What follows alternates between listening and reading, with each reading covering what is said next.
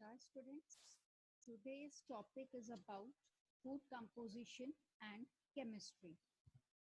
Food, any substance that we ingested usually will supply to the body one of the following materials from which body can produce movement, heat or some other form of energy, materials for the growth, repair or regeneration and reproduction, substance necessary to regulate the processes of growth and repair.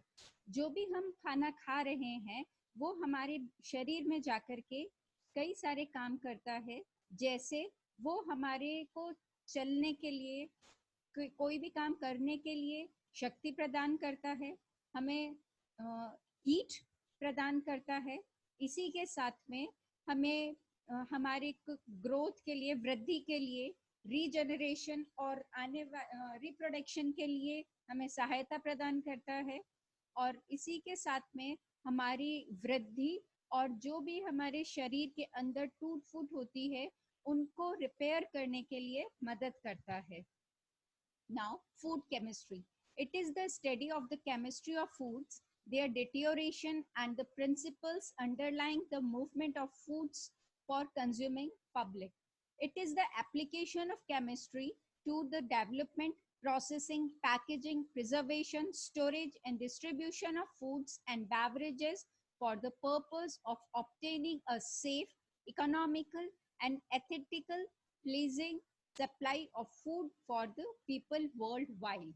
Food chemistry एक विज्ञान की एक ऐसी शाखा होती है जिसके अंदर हम फूड या खाद्य पदार्थों के अच्छे खाद्य पदार्थों को अच्छा बनाने के लिए, वो जल्दी से खराब नहीं हो और पूरी पब्लिक उसको आराम से कंज्यूम कर सके, ऐसा बनाते हैं.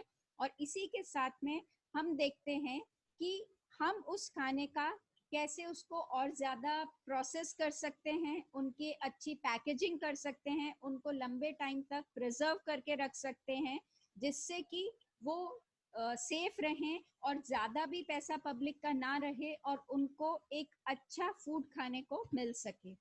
Food constituents. All foods contain one or more than following major constituents, that is water, carbohydrate, lipid, protein, vitamins, inorganic materials, and also other substances like pigments, flavoring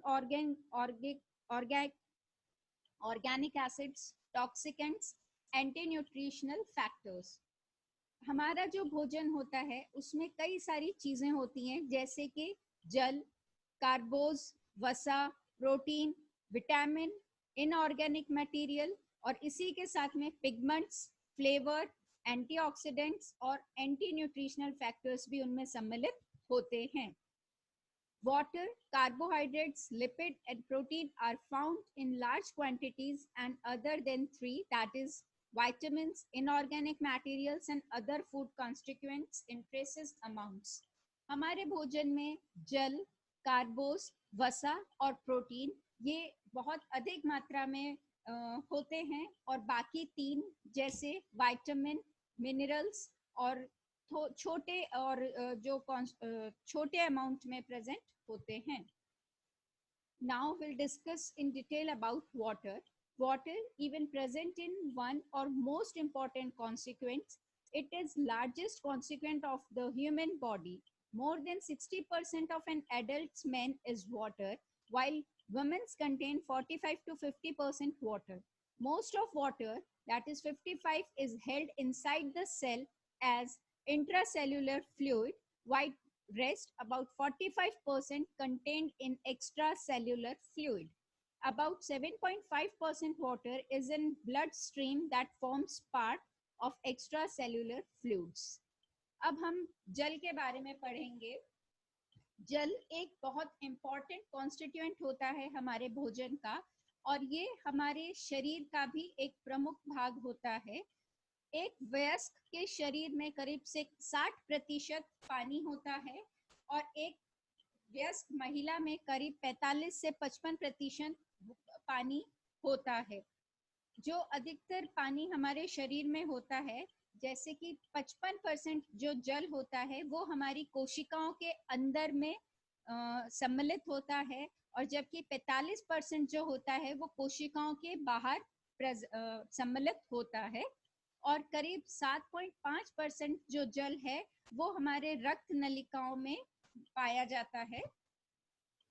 Water, chemical nature of water is water's chemical depiction is H2O, one atom of oxygen bonds with two atom of hydrogen. जो पानी का रासायनिक संरचना होती है, अगर हम उसको देखें तो उसमें एक अणु ऑक्सीजन का और दो अणु हाइड्रोजन के मिले हुए रहते हैं. The inside with hydrogen atoms attached to oxygen side of a different water molecule. All these water molecules attaching each other means they leads to clump together. That's why water drops are in fact drops. Water is called the universal solvent because it dissolves more substances than any other liquid. Whenever water goes either through the ground or through the bodies, it takes around valuable chemicals, minerals and nutrients. अगर इसकी रचना को हम ज्यादा अच्छे से देखें तो हम पाएंगे कि एक हाइड्रोजन का अणु दूसरे अणु के ऑक्सीजन से सम्मिलित होता है, जिसके कारण कि पानी की एक बूंद पूर्ण रूप से बन जाती है. वाटर जो होता है उसको यूनिवर्सल सॉल्वेंट भी कहा जाता है, यानी वो एक बहुत अच्छा घोलक होता है जिसमें करीब कई सारी चीजें आसानी से घुल जाती हैं. पानी या जल जो होता है वो हमारे बॉडी में या हमारे ग्राउंड से कई सारे केमिकल जैसे मिनरल्स और पोषक तत्व लेके आता है. Role of water in foods. Water contributes greatly to desirable native quantities of food. Presence of water is required amount in form is necessary for acceptable quantity of food. The amount of state in which it appears are important in determining the storage life of a food. Fresh fruits and vegetables are higher in moisture with sufficient available moisture.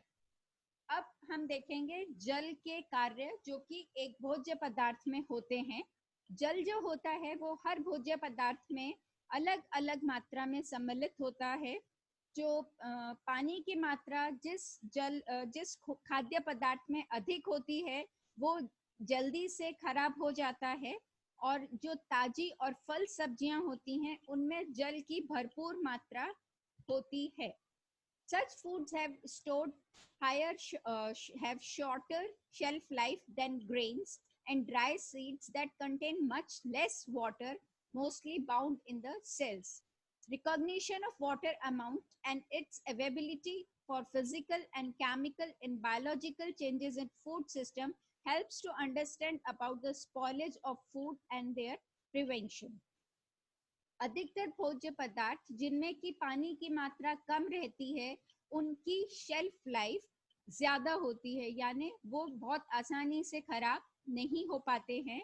और इसी की पानी किसी भी भोज्य पदार्थ में कितना जल सम्मिलित रहता है यह हमारे को उस भोजन को समझने का एक बहुत अच्छा मौका देता है कि वो भोज्य पदार्थ को हम कितने टाइम तक अच्छे से रख सकते हैं बगैर किसी नुकसान के. धन्यवाद. Hope you are satisfied with my digital sessions. If you have any query, please mention in the comment box. आप मेरे इस डिजिटल सेक्शन से संतुष्ट होंगे, और अगर आपको कोई भी क्वेरी है तो कृपया कमेंट बॉक्स में लिखें.